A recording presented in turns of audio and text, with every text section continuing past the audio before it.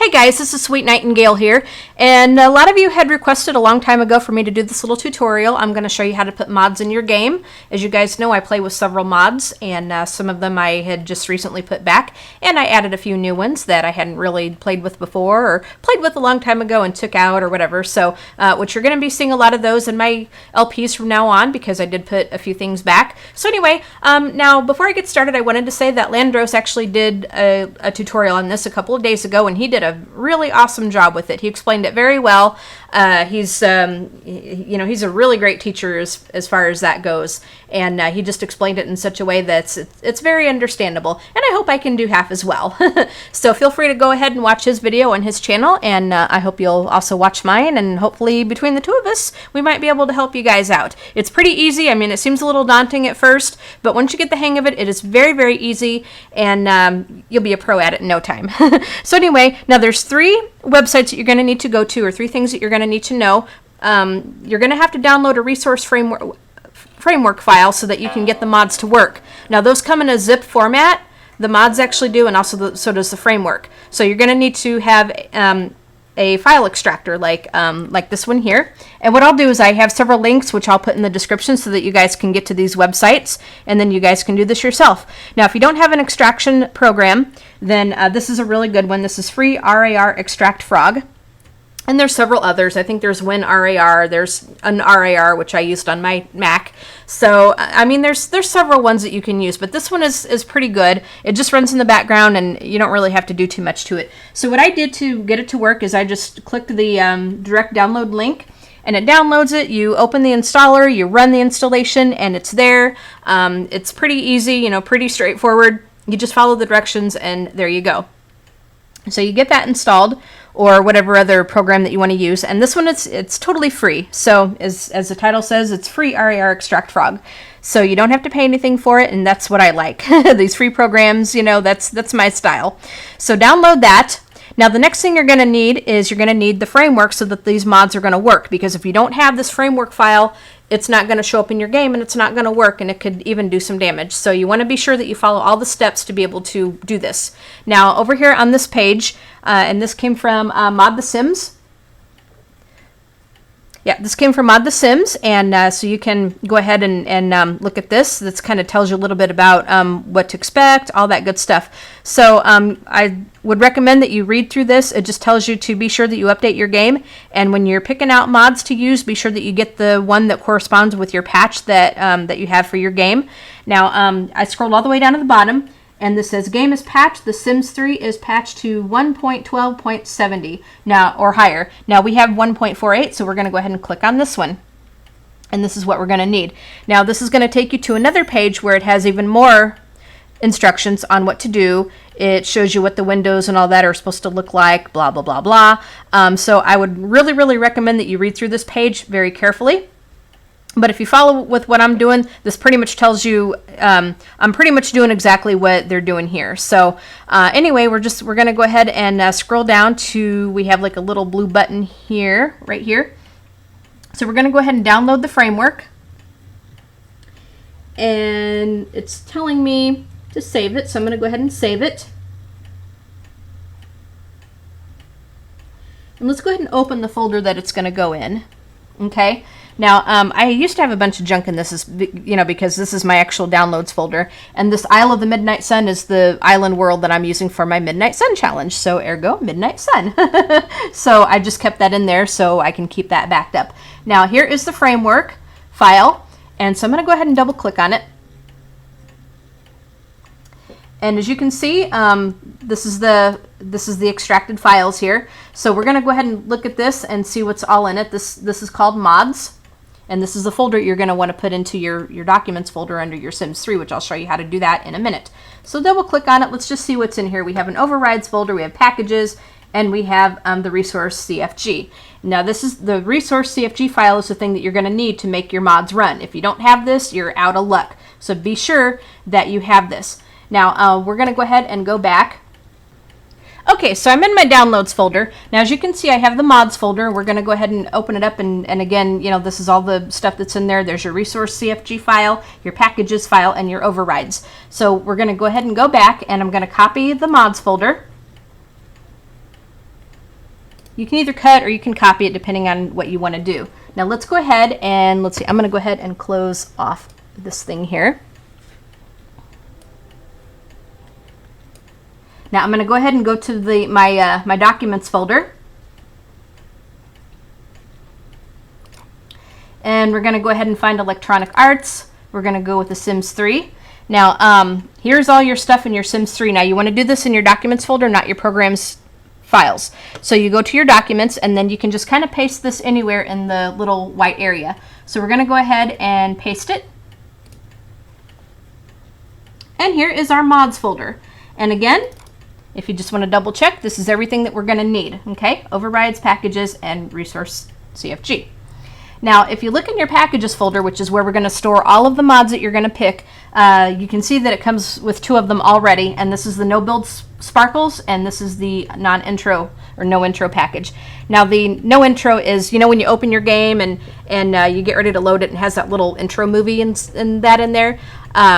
This mod will get rid of that, so you don't have to go through that step should you not want to. And I tend to keep that mod in there, and also the no build sparkles. You don't have like the little lights when you're trying to put down your walls and stuff. And I do tend to use these 2 mods, so I do tend to keep them in the game because it helps me out a lot. So now let's go ahead and look at some mods that you may want to go ahead and get.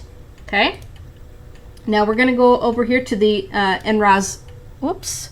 Yeah, we're going to go over here to the NROS website, which is where I get most of my mods. Now, you can also get some things from Mod The Sims, which is a really great place to get stuff. But you want to be careful that you get a mod that's up to date with your game, because I did manage, not here, not on this site, but on like Mod The Sims and that, there are some mods that are out of date where the creator didn't update them or anything, so that can mess up your game. And so I had a couple in there that I ended up having to take out. They sounded like really great mods, and there was one that I actually used for a long time, but the creator hasn't updated it yet, and it made my game freeze up. So I totally had to take that out. And another one I took out had to do with the books, and so it wasn't up to date. So I ended up having to take it out because I got to where I couldn't even buy any books or anything. So those are gone. So those are just 2 examples of what can happen if you use a mod that is out of date, if you don't update it. So anyway, here is the NROS website, and this kind of tells you a little bit about the site. Now over here on the left side are all of the mods that you can choose from, and I use several of these. I've noticed that these mods are generally really safe, and I like them a lot. They really did a lot of work on these things. Now, one mod that I like to use is Overwatch. Now, what this mod does, it kind of cleans things up, like it kind of just cleans things up that's not being used, like leftover cars and stuff that that's been kind of abandoned or whatever, and it just kind of helps out with lag and so forth. So it's kind of has like a little basic overview of what the mod is. Now you can go down here, and it has this tells you what exactly you're going to need to run this mod. Now this one, it has a base mod, and this is the patch that we're going to be using. Yeah, this is a mod that we're going to be using because these are older versions here. Now, I have my game totally up to date, so we're going to go ahead and use this mod, and this is the base mod, which is the only mod that you're going to need for this particular package. Now, if you didn't patch all the way, you can go down and look at these older versions because they do keep these up, so if you choose not to go to the recent patch. So anyway, we're going to click on this one where it says base mod. And this is more details of what the mod does. It's got some documentation on what all the interactions are, like what you can do with this thing and all that good stuff. So what you can do is you can look at details, or you can go ahead and download it. So we're going to go ahead and download it. And let's go ahead and save it. And now again, we're going to go ahead and open the folder. And we have the NROS Overwatch here. So what I kind of tend to do, because sometimes double clicking on my thing, it just it kind of opens up something that I don't want. So what I tend to do is you can either double click on it, but what I tend to do is I tend to just say extract here, and it'll totally extract that file. So you see the little package file. So what I'm going to do is I can go ahead and copy it. And I'm going to go ahead and go back over to my documents folder. Again, find Electronic Arts. Go to The Sims 3. Now go down to where it says Mods. Now where you want to paste this thing is in your package files. You don't want to paste it in here. You don't want to have all your mods in this thing here. You just want to have in the mods folder your overwrites, your packages, and your resource CFG. So where you're going to paste this thing is you want to put it into your packages folder. So you're going to go ahead and paste it. And you do this with any mod that you want to have. And once it's in there, boom, it's in your game. It's good to go. All you got to do is start up your game. And I'll explain what happens when you actually start up your game when you have mods in there. But so you do this with any mod that you want to have. Like you can pick and choose any of these mods. You can go to Mod The Sims and get a bunch of stuff. Now I want to show you all the mods that I tend to use, and I'm gonna show you all the mods that I tend to use. And I took them out and I just kind of put them all onto a file on my desktop so that I could put them back in. So we're gonna go ahead and open this up.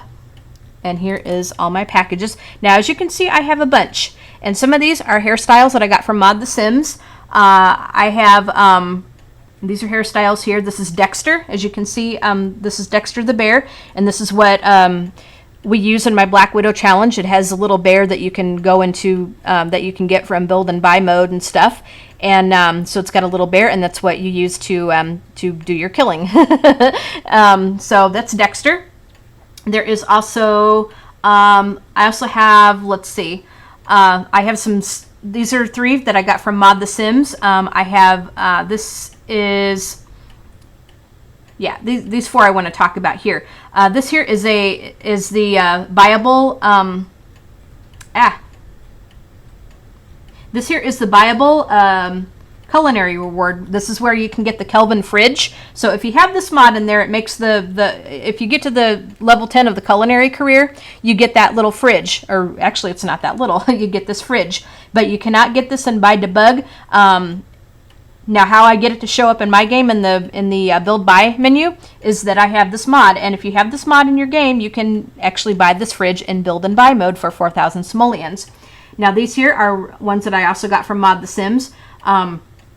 This here is clean house for everybody, so you don't necessarily have to have a neat sim anymore. You can actually have them clean. You can have anybody clean your house if you have this mod in here. This is a box of seeds. So let's say you do a lot of gardening and stuff, and you've got like a lot of fruit and stuff. You can put this in your game, and it's like a little box that your Sims can buy in build and buy mode, and you can store all of your fruits and stuff in those little boxes. And it works the same as like a fridge does. You can open it up and you can drag and drop stuff in it. And it just kind of keeps things organized, and you can put all your best stuff in there, and you don't have to worry about the best stuff being automatically used for your cooking or for your fertilization and all that. You can kind of have a little bit more control over where to put your best harvestables and stuff. This one here is one that I have for the nectar makers, where you can try random combinations. Because if you're anything like me, and if you do the nectar, sometimes you can, manually put the fruit in there, and it doesn't always turn out. So what it does, it kind of goes through a combination, and it kind of picks something out from your inventory that may sound good. So I've had some pretty good luck with that. And let's see. Again, these are a lot of hairstyles and stuff that that I have. Now here are the ones that I use from NRoz. Okay. And as you can see, I use a bunch of them. And these are the story progression and the master controller stuff. But let me just go through with what I have here. This is the NRoz Anti-Magic Scroll, which now this one, well, you can actually go on the website and look at these. But you know how when you learn a composition, a music composition, or learn a recipe, and you know how the book will just disappear once your sim is done reading it or learning the song? This keeps it from disappearing, and it'll put it back in their inventory so that someone else can use it. And it saves a lot of money. So let's say you got like 3 cooks in the house or whatever, and you want them all to learn the recipes, then you don't have to buy 3 copies of the book. You can just put this in your game, and the book will stay there, and you can just pass it down from sim to sim to sim. It saves a lot of money. It really does. I have some custom careers that I've added. I've not played with them too much yet, but these are from NRoz. There's like some self-employment stuff, like a martial artist. There's like an assassination career. So I mean, there's different ones that you can pick and choose from. So just look at the website, and just go through some of the stuff and see if there's anything that you want. So I have several of the career things in here, as you can see. I have a go here, which kind of does like a more detailed go here. Like you can pick go here and then it has like different options that you can do. So I use that one. I have the master controller. I have master controller cheats, master controller integration, master controller progression, which goes along with the story progression. And again, there's Overwatch, which I showed you how to download. I have Register, which is the mod that helps me control all those horses and animals on that Midnight Sun Island. So that really helps. You can assign different roles to different Sims, and you can go in there and tell it like how many animals you want to populate it and all that stuff. So that's a really handy one to have. Here's a relationship panel where you can add like more Sims to the relationship panel. Like if you have more than 8 Sims in your house, I might even take this mod out. I kind of put that one in there by mistake, but I think I'm going to just leave it in there because it's not really hurting anything right now. Okay, so here are the story progression mods that I use. There's story progression, career, story progression extras, which this here kind of adds like different things to the map tags and stuff, which you'll see in my Let's Plays, and I'll explain that a little further. This one has to do with money. This has to do with population. So, I mean, there's like some add-ons to this, which I'll go back to the website and show you what I mean. Story progression skill. I also have Traveler. And I also have NRA's written word, which means now that mod, like if any Sims write books, you can actually buy their books in the bookstore under the general category. So let's say you're you're in Sunset Valley, and let's say Mortimer Goth wrote a book. You can actually buy his book in the bookstore should you choose. And again, these are just some more hairstyles and stuff. But let me show you, because there's some of these mods where you're going to need, like if you want to add on, you're going to need a certain base mod package to be able to do that. So let's go ahead and go back here. Now let's say you want to go ahead and add story progression. So let's say you want to add story progression. So we're going to bring up the story progression page. Now over here, it's going to tell you you have the base mod, which you're going to need to operate this. Now down below there's older versions too, but I'm going to use the more recent versions because this is what my game would operate. So you're definitely going to need this base mod to be able to operate any of these that you're going to want to add on to your game. So the base mod is key. That's your main file that you're definitely going to have, because if you don't have that, then none of these others are going to work. So definitely do this one. Now for the extras, the extras on down are add-ons. You don't have to have these to make this base mod work, but these are just extra things that you can have. This has to do, see, these are the career, the money ones, the population, the relationship and skills. These down here are just ones that I chose not to use. So that's how that works. And same thing for, say, master controller. Should you choose to use master controller, again, you would need the base mod, but you can also use some of these add-ons. Now, if you try to just put in the master controller cheats, it will not work unless you have this base mod. You have to have this base mod. Any of these mods, you have to have the base mod to get that to work. So I use cheats. I use, this is expanded tattoo, which I don't use because it just expands the number of locations provided in tattoo casts originally written by blah, blah, blah. I choose not to use that because I normally don't use tattoos anyway. Integration and progression. So these are just some extras that you can add on. So that is pretty much it in a nutshell. It's pretty easy, pretty simple. You just have to practice at it a little bit and then you'll get the hang of it. Now, when you add a new expansion pack or a new major update or anything, you want to take the mods out first. You want to reverse that process. Like what I did is I took and I went back into my documents folder, back into the Electronic Arts, back into the Sims 3, back into the, and then found the mods folder, and I just copied and pasted that onto my desktop, and then just took the mods out of the actual Electronic Arts folder and Sims 3 folder. And so when I update that, that's what I do. I get my updates, I add my expansion pack, I add my stuff pack, whatever, and then I put the mods back in. There's some of them that will go ahead and run on the new update, but to be on the safe side, you want to wait and have the creator update the mod to the expansion pack, especially if you're adding an expansion pack. So like when University Life comes out, your best bet is to actually just get rid of all of your mods for a while. So, but a lot of times, like a really good creator will update the mod as soon as they possibly can. So just keep an eye out. You know, there's like a little update thing on this website. So just keep an eye out for updates and just update the mods accordingly to what the patch is. Okay, guys, so I'm going to go ahead and end here. And in the next video, I'm going to show you guys how the mods work in the game and what they look like and what it's going to look like when your game recognizes the mods. So stay tuned for that video, and I'll see you guys in the next LP also. So I'll see you then. Bye, guys.